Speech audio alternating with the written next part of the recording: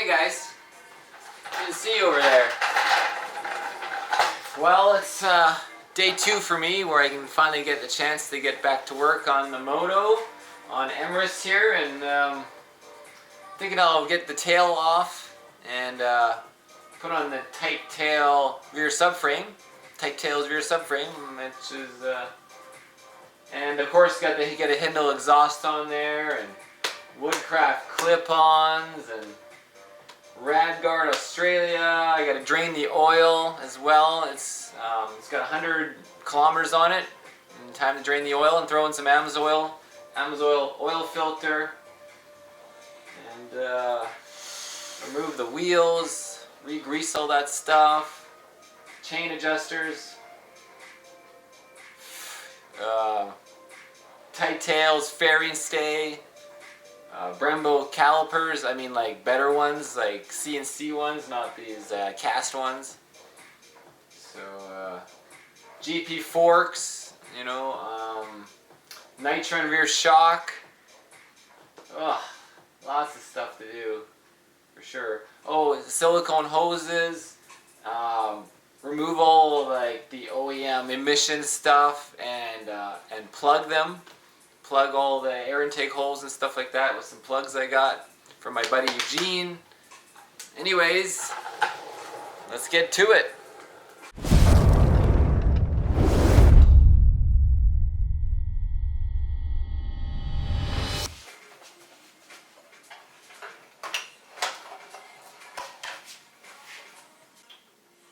For sale. For sale. It's funny when you look at the OEM prices of like this side and this side is like $500, and then the bottom is another like $200. The rear light is another $300. A lot of money for sure. But I let it go for half cost of retail if anybody wants it. The horn.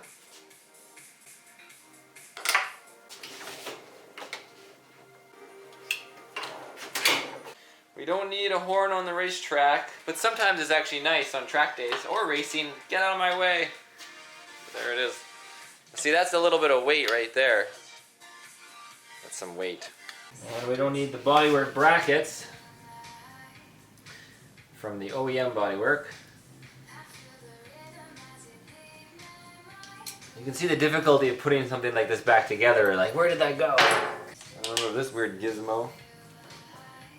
This controls the exhaust wires to open and close the exhaust flaps, or whatever you want to call them. Just emission stuff, and they quieten down and recirculate.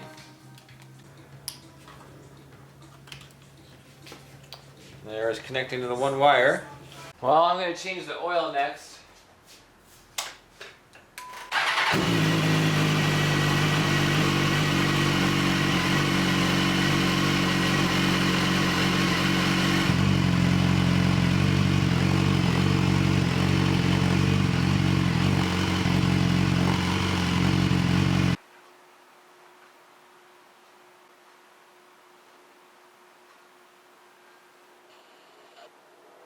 Look at that, not very much wear at all. There's 110 kilometers. No, focus again. Not too much. Nice looking, very nice. Alright. Now that we drained the oil, we can throw on our Woodcraft case cover that I already bolted on the plate with Loctite. That's a big friction plate there. That's awesome. And that's gonna go right there, of course. So let's, and it comes with its own hardware. I like to start at the top. If you want to know an order of size, to see if they're all the same, start at 12 o'clock and drop them down in order. Using my Seattle Tool Torx T-handle makes this job a lot quicker and just more functional. They all seem to be the same size. So to get it off, I got my actual exhaust little pry tool here. So I'm going to get a little pull on it.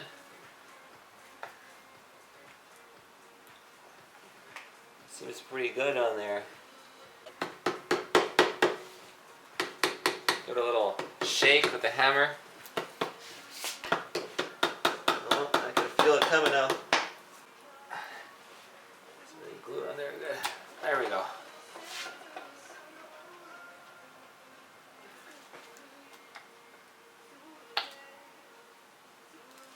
There you have it, people. It's your timing chain going around. It's quite the piece of hardware here. This is all, of course, cast. Not quite as nice as this thing that's CNC. You see the difference here.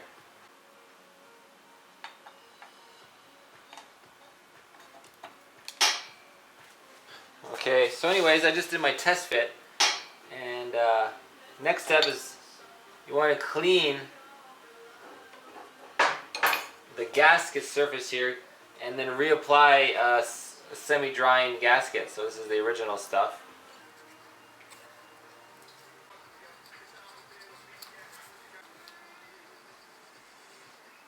I got my silicone or whatever, I don't know if it's silicone, but gasket maker.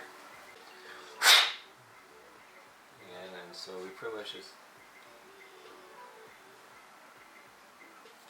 apply a small bead. Oh, it's dried out. Now. Okay, there we go. There. Doesn't need very much. Just a little bit on each thing. Alright.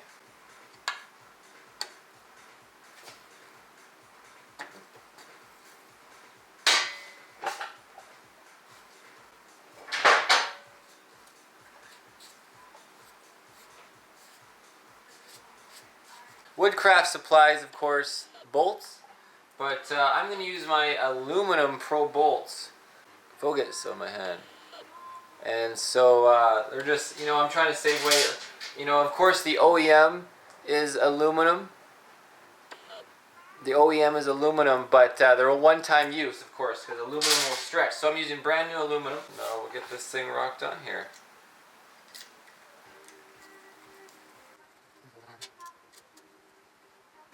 And of course I almost forgot, because of you guys, to put anti-seize on all these bolts. Like usual, anti-seize on everything I'm not using Loctite on.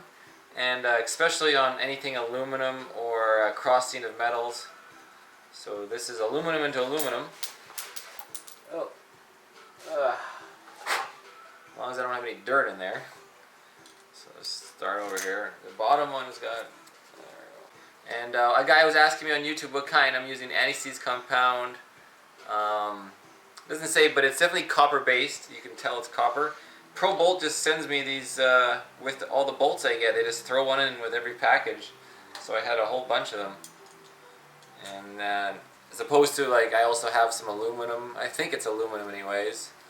Anti-seize from just, you buy a little thing with a brush. It's like painted on each one.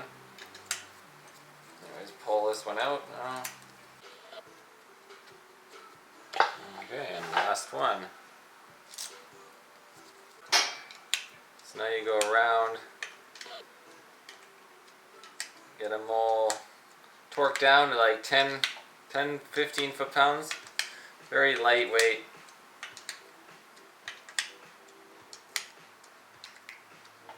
Go around the circle so they all get equal.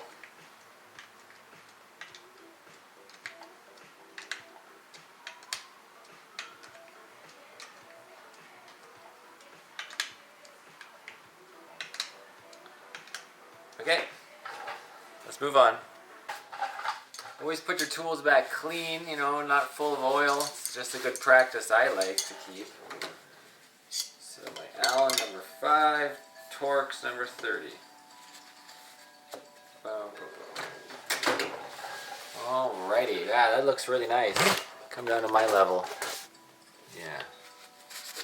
Beautiful, beautiful.